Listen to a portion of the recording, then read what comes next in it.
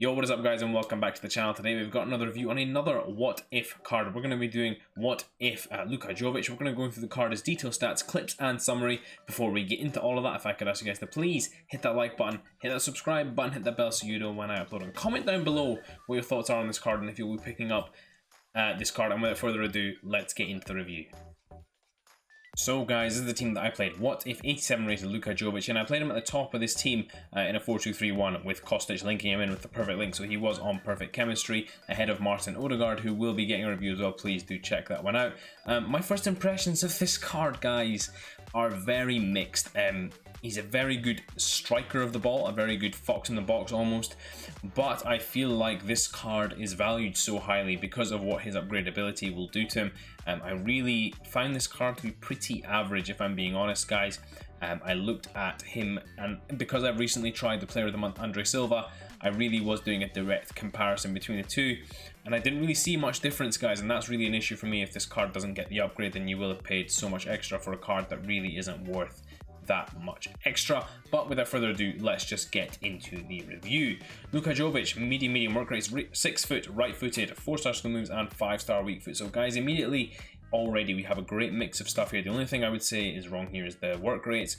I would prefer them to be high, medium or high low, but of course that's fine. You know, having medium work rates is not such a bad thing. 5 games played, 7 goals scored and 3 assists, so a decent return considering we are going back up the divisions, guys. My gameplay has been a little bit better recently. We're back to Division 3, we will be back to Division 2 soon. I think we're 1 game away. Overall, guys, I would have expected a better return from this card though, considering where we are in terms of the divisions. Getting into the chemistry style, guys, I put a bunch on him in the first 3 games, and I just stuck with the Hawk in the end to just boost his overall playability as a striker. Boost those physical stats and that pace and shooting, because honestly, guys, I really did struggle to see how this card was anything more than just average. Now I know that's not what some of you guys want to hear, but for me, guys, he just didn't really do it for me. Now please bear in mind, guys, with all of these reviews, all of these cards, this is solely my opinion on how I play.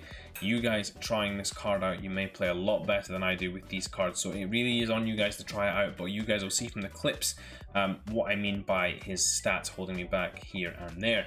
Getting into the stats, of course, now though, let's just go straight into it. The key ones for me: the 92 finishing, the 89 shot power, that's actually low for me. I had him, I think he fires the ball at goal. He really is a powerful striker of the ball, really good striker of the ball, and in general he's a pretty good striker, decent heading accuracy as well. He does everything that a striker should right.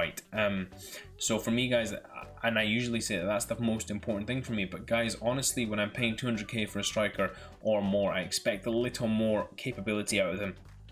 Now, it's not to say that this card is bad. Please don't misunderstand me. This card's dribbling is pretty good. His passing is okay. His shooting is pretty good. His speed is pretty good. His physical stats are pretty good. His heading's really good. But guys, it just felt all a bit average and not really stand out in any factor. Now, I understand again that the upgrades are going to help this a lot, but for me, guys, that's just how I felt about this card. Getting into the player traits, he's got the outside of the foot shot trait and the chip shot trait as well. So 2 shooting traits in there as well, which is nice to have as well. But overall, I would say we want maybe 1 or 2 more traits in there just to help him out a little more as well. Maybe the power header trait would have been nice on this card too. Now that we've covered all that, we're going to get into some of the clips that I got with him. So guys, getting into some of LUKA JOVIC's clips now, and what you guys are going to see here is his general attacking play and ability to get the shots on target, win the headers, do the right things that a striker should be able to do. Now guys, there's a few major cons that I want to talk about with this card, which really, in my opinion, hold it back from being worth the 200k price tag that it is currently set at. The first thing is his touch, guys. Now guys, I really don't think this card has a great touch, even though his ball control and agility and all his dribbling stats seem like they're okay. His first touch really is quite poor, and it was quite annoying because when you're trying to gather the ball in or use his body and his size to hold off defenders, often his touch would let him down and you wouldn't be able to just keep the ball or do something easy with it. The second big con related to this, guys, is his passing. His passing is really poor, guys, even more so than his touch. Quite often he wasn't able to make simple through passes or simple X passes, quite often he would mess them up. And for me, that's really frustrating. I love my strikers to be able to play, pass the ball around. For me, that's why I actually preferred the Andre Silva card over this card. And although he does have a couple of fancy tricks and flicks here and there within the clips, what I would say overall, guys, is his passing was short of where I would want it to be. I think overall, that when you're lacking that many elements to a striker card, it really does hinder what you're able to do with the card. Even a card like Dario Benedetto, who recently had his review done as well, although he may have been lacking in these departments, he was able to at least do it to a minor extent, if not a major one. Now guys, we're going to talk about the pros, and what I will say about this Luka Jovic card is this card is very physically capable, very strong striker, very capable of getting into goal scoring opportunities and scoring those opportunities as well, as you guys are about to see now with this first one here. A lovely header there, and over again, guys, he put himself in the right position to win these kinds of headers, to get shots on target, to just get good chances in on goal.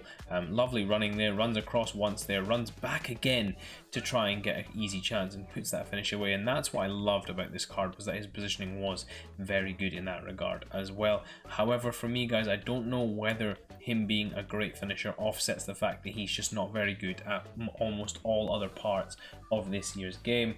I really do feel like this card is in need of the upgrade rather than can live without it. Like someone like Roberto Pereira, I think this card really will struggle without an upgrade to be worth anything close to 200k. But his finishing, irrespective of that, was very good. In this final clip here, guys, you're going to see another link up that he had with Martin Odegaard, picking up the ball deep there, running into the box, getting in there and smashing it past the keeper. So guys, getting into this Luka Jovic final summary here, 209 on the PlayStation, 170 on the Xbox, 260 on the PC. Now guys, the key stats of this card, of course, the finishing. I think his shot power is fantastic as well. I do think he has very high shot power, great heading accuracy as well, and just generally good stats across the board. Now guys, the one issue that I really have with this card, and the con of this card as well, is that it really doesn't feel that much different to Andre Silva, who you can get for around 35 to 40k. Now when you're paying 200k for a card, that doesn't feel that different, and if Frankfurt somehow do not get that upgrade, then this will feel like a real kick in the teeth for you guys who picked him up for 200k. However, guys, we're going to look at this on the basis that he may well get upgraded. If we look at the chemistry stat, I would recommend, and I did put a hawk on him, so if I just go and stick a hawk on him just now, you guys can see what that does to his stats in general. If we then stick on something that I think would be more appropriate, say an engine, leave his finishing alone, what that does for you is it boosts that agility, boosts that passing, and boosts that dribbling as well, so that you've just got a more well-rounded striker as well. I do think the engine or something similar where you're boosting his dribbling and pace will help him out a lot more than boosting any form of his shooting and passing. In terms of similar players, guys, he's very stiff and stuck in the mud. I think I often compare stiff and stuck in the mud strikers to Romelu Lukaku. However, this Halloween Cut Lukaku or Shapeshifters Lukaku, whatever promo that was, is very good. But these informs here are very similar to this card. I certainly don't think any of these cards suggested here are anything like this card. This card feels a lot more stiff than a lot of these cards, maybe akin almost to Robert Lewandowski. Lewandowski, of course, a fantastic striker, but for me, very stiff striker, very difficult to use. I really don't gel well with that player, and in the same way, I didn't gel well with Luka Jovic. Getting into the linkability, guys, you of course got the perfect link to Kostic there as well, which I did use in my team. Very nice to link into your team as well. You've also got all these strong links, of course, to Andre Silva, Hinteregger, Nemanja Vidic is in there as well as Eunice's recently released Team of the Week cards. You've got some nice links in there, as well as a bunch of weak links available as well across a couple of leagues too as well. Finally, guys, we'll get into the price comparison. Now, if we get into here and have a look at where Luka Jovic sits, he sits right under the Erling Haaland and above Thorgan Hazard. Now, I again don't gel well with Erling Haaland. I really struggle to play with that striker, and some people really do like him.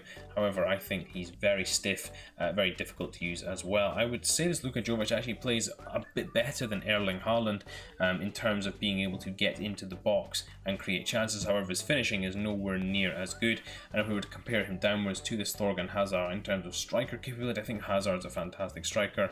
Bebu as well is in there. I think this Bebu is a great card, especially for only, what, he's 100k now. You can get yourself a real bargain there. But again, guys, we're looking at upgrade ability here, and that's what really drives this price of this card up.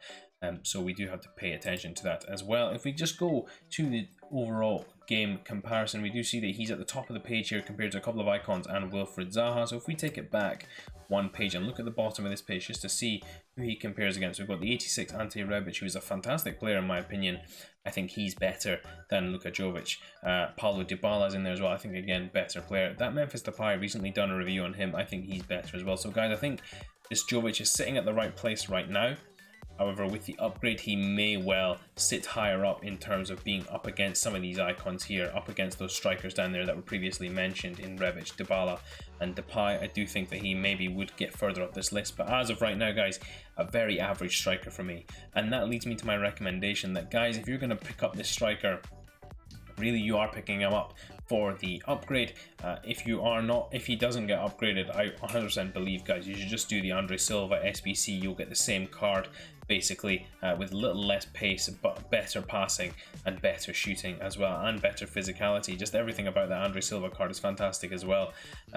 So I think that you aren't getting that much extra if they somehow do not get that upgrade. Luka Jovic is one of these cards that really needs an upgrade. So guys, one thing I will say as well to be careful of is if this card doesn't get the upgrade, his price will tank. This card is not good enough to hold a 200k price tag. So please be careful, guys, that you do not get caught in that price drop as well when it happens, or if it happens, with Frankfurt not getting their upgrade. Hopefully they do though, guys, and we'll be re-reviewing this card with a more positive light on it in the future. Hope you guys did enjoy this review. If you did, please do smash that like button, and until next time, I will see you all in a bit.